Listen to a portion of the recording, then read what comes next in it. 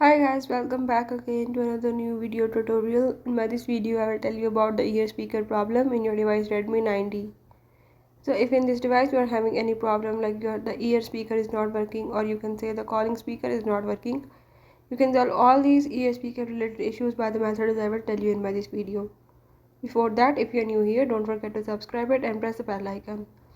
Follow the steps in this complete video and you will learn how you can solve the ear speaker problem in your device. Let's watch it.